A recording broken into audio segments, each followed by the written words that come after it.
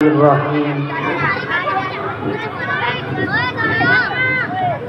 الحمد لله نحمده ونستعينه ونستغفره ونؤمن به ونتوكل عليه ونعوذ بالله من شرور أنفسنا ومن سيئات أعمالنا. من يهده الله فلا مضل له ومن يضلله فلا هادي له. ونشهد أن لا إله إلا الله وحده لا شريك له. ونشهد أن سيدنا وسندنا وحبيبنا وشفيعنا ونبينا ومولانا محمدا عبده ورسوله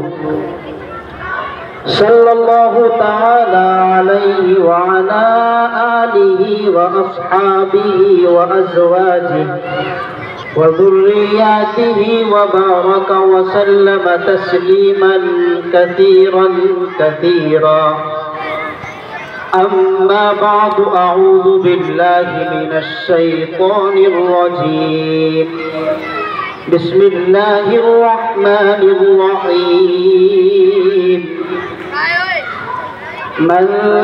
كان يرجو لقاء ربه فليعمل عملا صالحا ولا يشرك بعبادة ربه أحدا. وقال سيدنا رسول الله صلى الله عليه وسلم: من آخر كلامه لا إله إلا الله دخل الجنة، أو كما قال النبي صلی اللہ علیہ وسلم. محترم بزرگوں اور دینی بھائیوں اور پس پردہ بیٹھی ہوئی معززہ و مؤقرہ پیارے ماؤں بہنوں،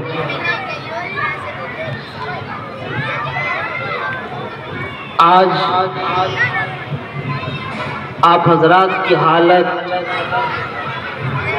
دیکھنے کے اعتبار سے، ظاہری اعتبار سے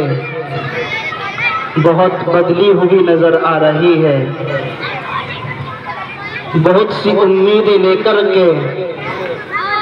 جب میں چلا تھا، بہت سی امیدیں، دل کے ارمان دل میں لے کر کے آیا تھا کہ یہ بتلاؤں گا، وہ بتلاؤں گا، یہ کہوں گا، وہ کہوں گا، اس موضوع پر تقریر کروں گا. لیکن ہمارا تو حال ایسا، ہمیں موضوع دینے والے سامعین ہوا کرتے ہیں. جس طرح کے سامعین ہوتے ہیں اسی طرح کا موضوع بن جاتا ہے. بہرحال باطنی اعتبار سے آپ حضرات اپنے اس مدرسے سے، اپنے اجلاس سے، اپنے اس پروگرام سے کتنی محنت اور کتنی آپ کو محبتیں ہیں وہ مجھے نہیں معلوم، لیکن آپ حضرات نے اس پروگرام کے حوالے سے، اس جلسے کے توسط سے رات سے اب تک نہ جانے کتنے عنوانات کے توسط سے بیانات سنے اور نعت اور نظمیں آپ حضرات نے سنی ہیں. عمل کرنے کے لیے تو وہی کافی ہیں، لیکن رسمی اعتبار سے حکم دیا گیا، میں بھی رسم کو پورا کرنے کے لیے مائک پر بیٹھا ہوں. اپنے کچھ ذہن کے اندر جو تصورات اور جو باتیں اس وقت میں آ رہی ہیں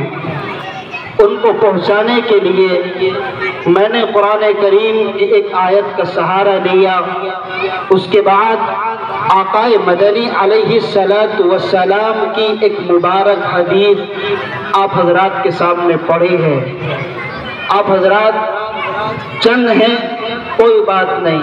لیکن توجہ سے سنیں گے. ایک بھی سنے گا، عمل کرے گا،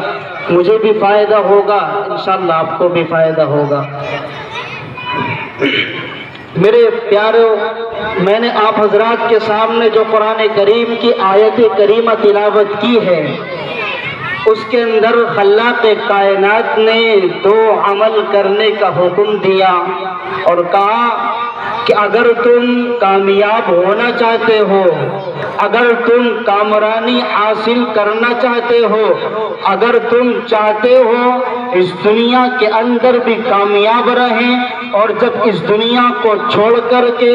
عالم آخرت کے اندر جائیں اور ہم اس دنیا کو چھوڑ کر کے میدان محشر کے اندر پہنچے، ہم اس دنیا کو چھوڑ کر کے قبر کے اندر پہنچے، ہم اس دنیا کو چھوڑ کر کے آخرت کی منازلوں میں سے ایک منزل جو کہ پل صراط کہا جاتا ہے، جب پل صراط سے گزرے تو ایسے وقت کے اندر اگر تم کامیابی چاہتے ہو، اس دنیا کی بھی کامیابی، اخروی بھی کامیابی، دنیاوی کامیابی کس طریقے سے کامیابی کیوں نہ ہو، جو دستور آقا علیہ السلام، جو پیغام آقا علیہ السلام مجھے اور آپ کو دے کر کے گئے ہوں، جو عمل کرنے کے لیے مجھے اور آپ کو حکم ملا ہو، جو پیغام قرآن کریم کا ہماری سماعتوں سے ٹکرایا ہو، وہ قرآن کا پیغام ہم اپنی زندگی کے اندر لے کر کے آ کر کے تو دیکھیں کیا چینجنگ آتی ہے، کیا تبدیلی آتی ہے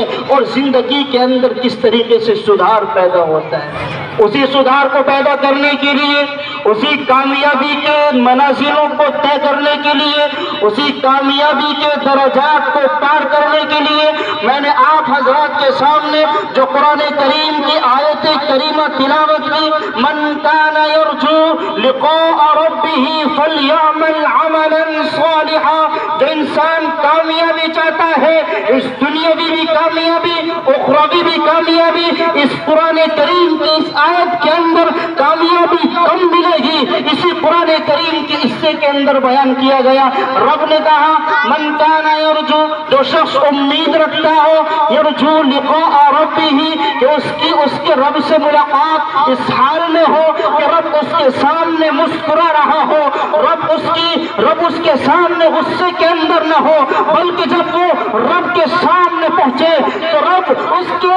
سر کے اوپر بادلوں کے سائے کر دے، جب وہ اپنے رب کے سامنے پہنچے تو رب اس کے عذابات کے اندر تخفیف کر دے، جب وہ اپنے رب کے سامنے پہنچے تو رب اس کے سامنے غضبناک حالت کے اندر نہ ہو۔ یقیناً جب اللہ غضبناک حالت کے اندر ہوگا تو یقیناً وہ سوال بھی غضبناک حالت کے اندر جو کیے جائیں گے بڑے مشکل بھرے ہوں گے، بڑے پریشان کرنے والے ہوں گے، مشکلوں کے اندر ڈالنے والے ہوں گے۔ اس لیے اگر چاہتے ہو جب رب سے ملاقات ہو تو رب خوشنودی کی نظر، رب ہنس کر کے مسکرا کر کے ہماری طرف نگاہ کرے، رب مسکراتا ہوا ہمیں دیکھے، تو پہلا عمل، پہلا تعویذ قرآن نے بتایا من کان یرجو لقاء ربہ فلیعمل عملا صالحا، نیک عمل کرو۔ نیک عمل کی تفسیر بہت طویل وقت چاہیے، لیکن ایک مختصر سے واقعے سے آپ حضرات کے سامنے بیان کر کے بات کو آگے بڑھا رہا ہوں۔ ایک صحابہ نے ایک اونچے درجے کے صحابی سے معلوم کیا، اے صحابہ، آقا علیہ السلام کہ یہاں فلیعمل عملا صالحا کی تفسیر کیا ہے؟ وہ صحابی اپنے سے نیچے حصے کے صحابی کو بیان فرماتے ہیں، فلیعمل عملا صالحا کی تفسیر یہ ہے کہ تم دنیا کے اندر رہو تو گناہ صغیرہ کو بھی چھوڑو، گناہ کبیرہ کو بھی چھوڑو، اور جو حقوق اللہ کے تعلق سے ہو، حقوق العباد کے تعلق سے ہو، کسی اور کے تعلق سے ہو، پڑوسی کے حقوق ہو، چاہے اپنے پڑوسی کے اعتبار سے حقوق عائد ہوتے ہو، دنیا کے اندر رہو تو ہر کسی کے حقوق کو ادا کرتے ہوئے زندگی گزار۔ فلیعمل عملا صالحا،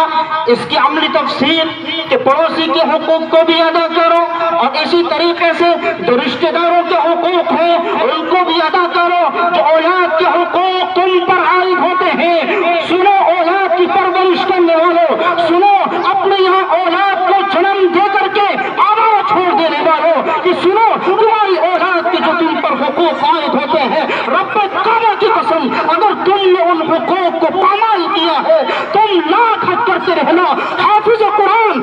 اپنی سیل کے اندر بسا لینا، لیکن اگر تم نے حقوق العباد، حقوق والدین، حقوق اولاد کو تلف کیا ہے، رب کعبہ کی قسم نمازی کام نہیں آ